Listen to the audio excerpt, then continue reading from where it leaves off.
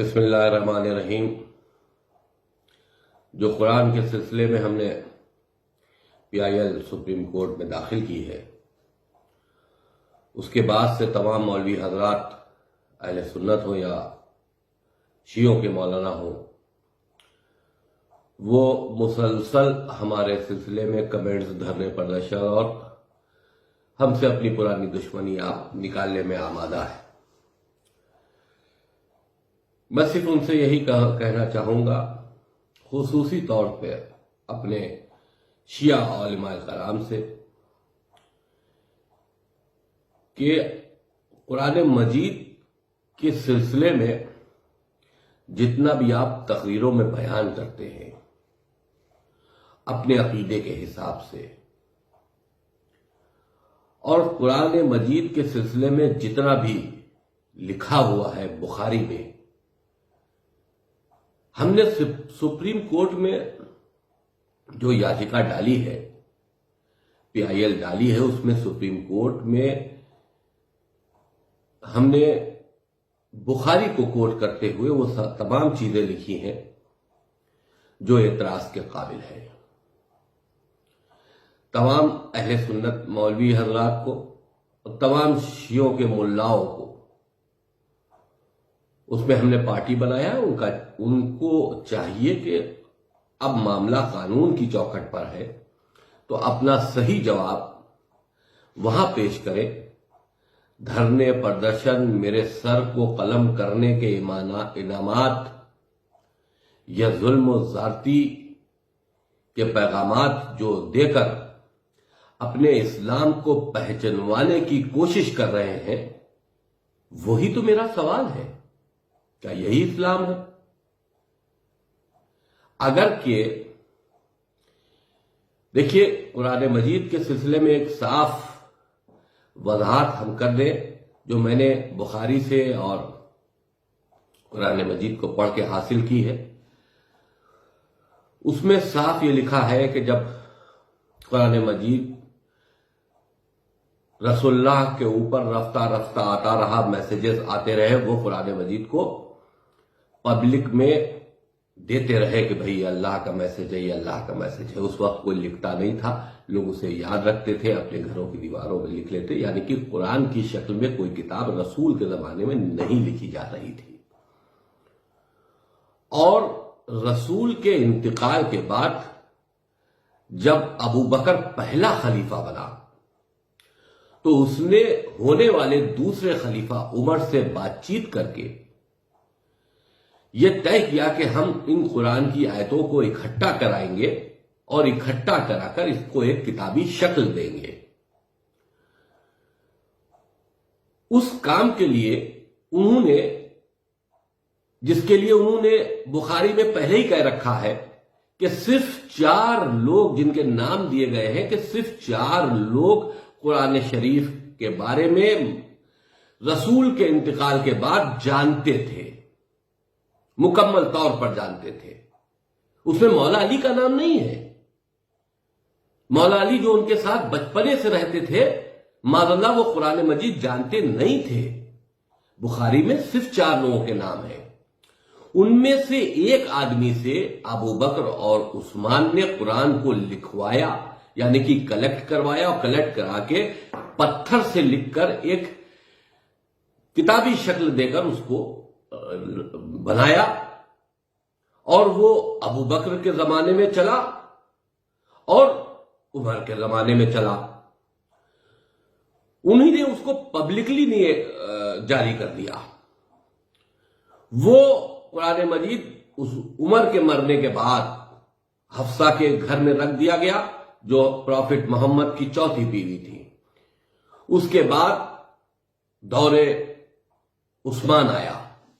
دور عثمان میں قرآن مجید کو لکھنے کی بات ہوئی، اور یہ کہا گیا کہ بہت سے قرآن یہاں چل رہے ہیں، تو عثمان نے حفصہ کیا سے وہی قرآن منگوایا جو ابو بکر اور عثمان نے لکھوایا تھا، منگوایا، اور منگوا کر اس کی 4 جلد کروائی، کاپیاں کروائی، اور وہ حفصہ کا قرآن مجید حفصہ کو واپس کر دیا۔ اور ان چاروں قرآن مجید کو رائج کر دیا اور یہ کہہ دیا کہ اس کے علاوہ کوئی دوسرا قرآن مجید نہیں ہے، جس کے پاس ہے وہ جلا دے، یعنی کہ قرآن مجید کو جلانے کا حکم دینے والا تیسرا خلیفہ عثمان تھا۔ اور کتابی شکل میں جو لوگ اس وقت بھرم پیدا کر رہے ہیں کہ اللہ کی طرف سے کتابی شکل میں قرآن آیا اور اعتراض ہو رہا، نہیں، کتابی شکل میں آیا ہوتا تو کوئی اعتراض نہیں کرتا، چاہے اس میں کچھ بھی لکھا ہوتا۔ رسول آیتیں بیان کرتے گئے، اس کے بعد آیتوں کو اکٹھا بعد میں رسول کے مرنے کے بعد میں آیتوں کو اکٹھا کیا گیا اور ان کو جمع کر کے ایک کتابی شکل دی گئی۔ اب جمع کرنے والے کون تھے؟ کیا وہ آل رسول تھے؟ نہیں، صحابیوں میں سے تھے۔ آل رسول حضرت علی علیہ السلام جب اپنا قرآن عمر کے دربار میں، ابو بکر کے دربار میں لے کے گئے، جب قرآن ڈھونڈا جا رہا تھا تو انہوں نے اس قرآن کو منع کر دیا کہ ہم کو حضرت علی کا قرآن نہیں چاہیے۔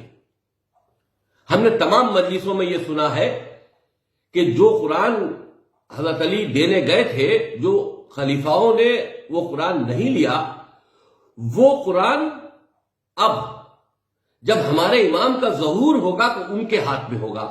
اگر کہ وہ قرآن جو امام علی کا ہے اور وہ آخری جو ہمارے امام ہیں ان کے ہاتھ میں ہوگا اور وہ ظہور کریں گے، تو یعنی کہ کچھ نہ کچھ تو اس قرآن میں غلط ہے، تبھی تو وہ صحیح قرآن لائیں گے۔ یا تو یہ عقیدہ غلط ہے، اور اگر عقیدہ صحیح ہے تو پھر یہ قرآن غلط ہے۔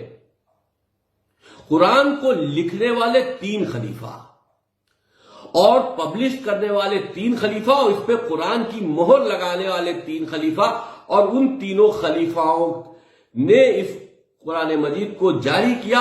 اب کہا جاتا ہے کہ ٹھیک ہے، کتاب عثمانی جس کو ہم قرآن مجید بھی کہتے ہیں اس کو کتاب عثمانی بھی کہتے ہیں کیونکہ عثمان نے اس کو جاری کیا تھا۔ اگر کہ کہا یہ جاتا ہے کہ رسول کے بعد یہ سب واقعہ ہوا ہے، تو آل رسول نے کبھی بھی اس پر کوئی نکتہ چنتی نہیں کی، اس پر کوئی آبجیکشنز نہیں کیے، تو ہم کون ہوتے ہیں اس پہ آبجیکشنز کرنے والے؟ بہت سی ایسی مصلحتیں تھیں مولا علی کے زمانے میں جس کو مصلحتاً انہوں نے اس پر خاموشی اختیار کی۔ اگر کہ جو عثمان نے قرآن جاری کیا تھا، اگر کہ اس قرآن کو رائج کر دیا جاتا، جاری کر دیا گیا تھا، اس کو حضرت علی روک دیتے اور جو ان کے پاس قرآن تھا اس کو جاری کرتے، تو اسلام میں 2 قرآن ہو جاتے۔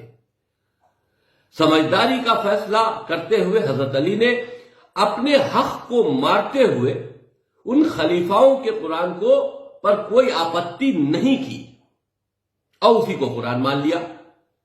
ہم یہ نہیں کہہ رہے کہ مکمل قرآن غلط ہے، ان کی کچھ آیتیں کیونکہ یہ سیدھے نہیں آئی ہیں، رسول نے لکھی بھی نہیں ہے، رسول کے خاندان سے لی بھی نہیں گئی ہے، یہ خلیفاؤں نے لکھوائی ہیں، تو اگر اس میں کوئی شک کی گنجائش ہو رہی ہو تو ہم اس پر شک کر کے ہم اس پر بات کر سکتے ہیں، کیونکہ یہ خلیفاؤں کی لکھی ہوئی کتاب ہے۔ ہم معاذ اللہ رسول سے سوال نہیں کر سکتے، لیکن ہم ان خلیفاؤں سے سوال ضرور کر سکتے ہیں۔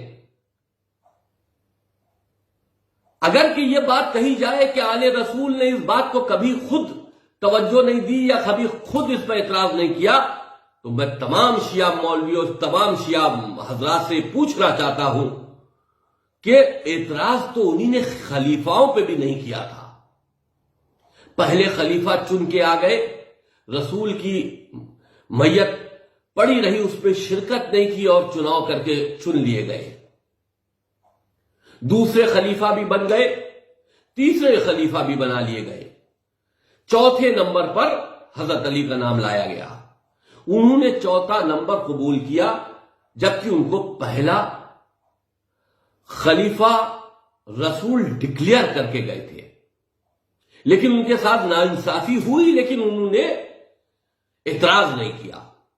تو پھر ہم لوگوں کو چاہیے کہ پہلے ہم تینوں خلیفاؤں کو مانیں، پھر چوتھے خلیفہ حضرت علی کو مانیں، اور پھر پہلے امام حسن سے شروع کریں، دوسرے امام ہم امام حسین کو مانیں، پہلے خلیفاؤں کو مانیں، کیونکہ ہمارے اماموں نے کبھی ان پر اعتراض نہیں کیا، تو ہم کو بھی ماننا چاہیے۔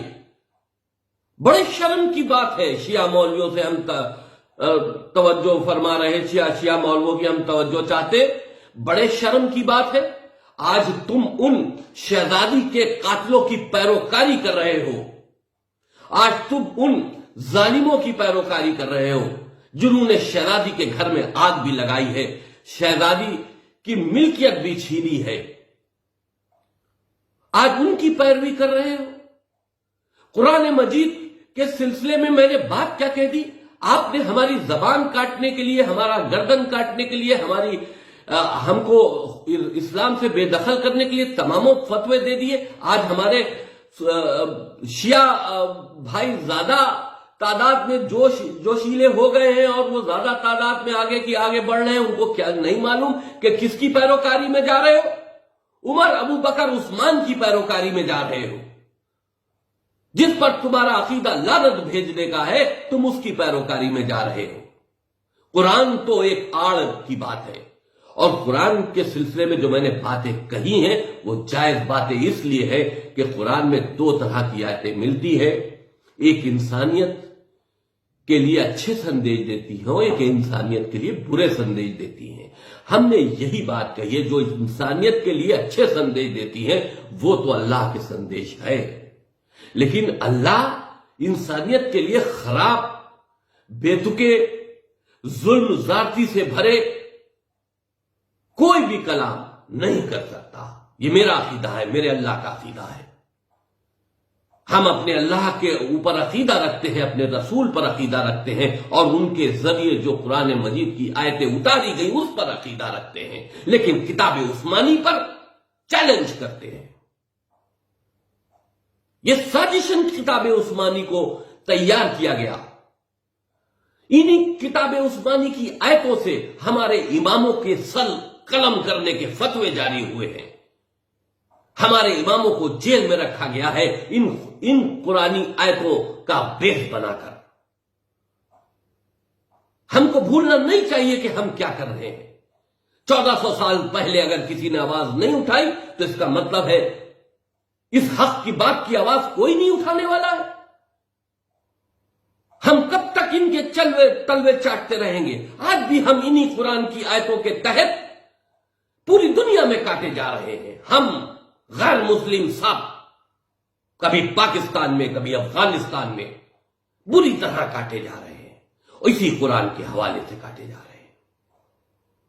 قرآن ایک وہ کتاب ہے جو چھوٹے موٹے انسان کی یا کسی چھوٹے موٹے عالم کی نہیں ہے، یہ اللہ کی کتاب ہے۔ اللہ جب بندوں سے کلام کرتا ہے تو اپنی اس لینگویج میں کلام کرتا ہے، اپنے ان وچاروں کے ساتھ میں کلام کرتا ہے جو پورے انسانوں کے لیے ہو، خاص کر کے کچھ لوگوں کے لیے فیور میں ہو، خاص کر کے کچھ لوگوں کے لیے خلافت میں۔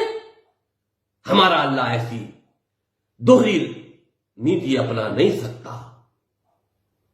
لاؤ مولا علی کا قرآن، ہم تو کہتے ہیں، چلیے میں رٹ واپس لیتا ہوں، ہم چیلنج کرتے ہیں شیعہ مولوی حضرات سے، عالم دین سے، جو 26 آیتوں کے سلسلے میں ہم نے رٹ داخل کی ہے، اگر ان 26 آیتوں کا عمل آل رسول نے، یعنی کہ پہلے امام سے لے کے آخری امام تک اپنی زندگی میں انہی نے اس کو کر کے دکھایا ہو، اپنی عملیہ زندگی میں اس پر ان لوگوں نے اس پر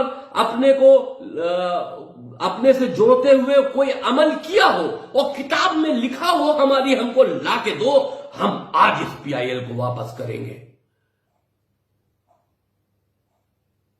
قرآن مجید ہم اہل بیت کو کہتے ہیں بولتا قرآن ہے. جو قرآن بول رہا ہے وہ ان آیتوں پر عمل نہیں کر رہا ہے، اور جو قرآن خاموش ہے، کتاب کی شکل میں ہے، اس سے تم یہ امید رکھ رہے ہو کہ جو اس میں لکھا ہوا ہے سب صحیح ہے. اعتراض تب نہیں تھا جب رسول لکھتے تھے، اعتراض تب نہیں تھا جب اللہ کی طرف سے آتی. اعتراض اس لیے ہے پیدا ہوتا ہے کہ اس کو لکھنے والے خلیفہ تھے، ڈھونڈوانے والے خلیفہ تھے. ہم لوگوں کو اس سے دور رکھا گیا تھا. آج ان کے مرچیں اسی لیے لگی ہے کہ ان کی سازش پکڑی جا رہی ہے. انہی نے خاکہ کیچھا تھا دنیا میں انسانی آتنکواد کو پیدا کر کے اور پوری دنیا پر چڑھائی کر دینے کا، پوری دنیا میں قتل و عام کر دینے کا. اس کا سہارا انہی نے قرآن شریف میں چھوٹی چھوٹی سورے ڈال کر، چھوٹی چھوٹی آیتیں ڈال کر لیا ہے. ہم ان آیتوں کو چیلنج کر رہے ہیں کہ یہ راشٹر کے ہت میں نہیں ہے.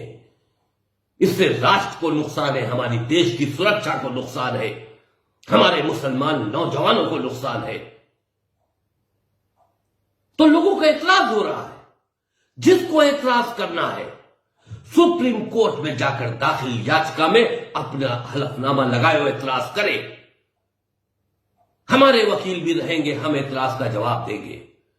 لیکن دھرنے، پردرشن، لوگوں کو گمراہ کرنا کہ وسیم رضوی نے یہ کر دیا، وہ کر دیا، یہاں سے لے کے پاکستان کر کے کہ وہ چھوٹے چھوٹے ملا جو مجلس رٹ کے آتے ہیں اور ممبروں سے پڑھ کے چلے جاتے ہیں، جن کو علم کے بارے میں ABC نہیں معلوم. یہ زٹو طوطے آج قرآن مجید قوم کو سمجھائیں گے. ان کو چاہیے کہ شیعت جو ایسا ایک فرقہ ہے جو آل رسول پر جان دیتا ہے، اس میں یہ خلافت کا زہر مت گھولے. ہم الگ ہیں، وہ الگ ہیں. خلافت وہ ہے کہ جس کی مجبوری میں ہم نے امامت کو لایا ہے. اگر مولا علی کا حق مولا علی کو دے دیا گیا ہوتا اور پہلا خلیفہ بنا دیا گیا ہوتا تو یہ لڑائی ختم ہو جاتی، وہیں پر ختم ہو جاتی. لیکن ایسا نہیں کیا گیا. یہ سازش تھی ان تینوں خلیفاؤں کی اور رسول صلی اللہ علیہ وسلم کی دو بیویاں عائشہ اور حفصہ، ان سب کی سازش تھی. اور قرآن کے ذریعے انہی نے اپنی سازش کو پورا کیا ہے. اس قرآن کے ذریعے انہی نے ہمارے اماموں کے ساتھ میں سختیاں کی ہے. اس قرآن کے ذریعے انہی نے ہمارے اماموں کو جیلوں میں رکھا ہے، ان کے قتل کیے ہیں. یہ 26 آیتیں ضروری ہے، آتنکواد کو بڑھاوا دیتی ہے. ہم آتنکواد جیسی بیماری سے جو کرونا سے بھی زیادہ خطرناک ہے کئی 100 سالوں سے پریشان ہے. پوری دنیا پریشان ہے اور شیعہ خاص کر کے پریشان ہے کہ شیعہ جہاں بھی ہوتا ہے یہ قرآن کے ماننے والے ان کو مشرک، ان کو کافر کہہ کر ان کی گردنیں اتار لیتے ہیں. یہ اصل وجہ ہے جو اب مرچیں لگنا شروع ہو گئی ہے. یہ خلیفاؤں کی سازش جب کھلنے لگی ہے تو مرچیں لگنا شروع ہو گئی ہے. اور پھٹکار کی بات یہ ہے کہ اس میں چند جاہل قلب جواد جیسے ہمارے مولوی بھی شامل ہو گئے ہیں، اس بات کا بکھیڑا بناتے ہوئے کہ قرآن کے اوپر کہہ دیا، قرآن کے اوپر کہہ دیا. قرآن کے اوپر نہیں، ان 3 خلیفاؤں کی سازش کے اوپر ہم نے ریسرچ کی ہے اور سازش میں یہ طے پایا کہ قرآن کو بیس بنا کر آتنکواد کو دنیا میں پھیلانے کے لیے یہ سازش کی گئی تھی، جو آج تک جس وقت کی دنیا تک اپنے وجود میں ہے اور پوری دنیا میں اسلامی آتنکواد چڑھ کر بول رہا ہے.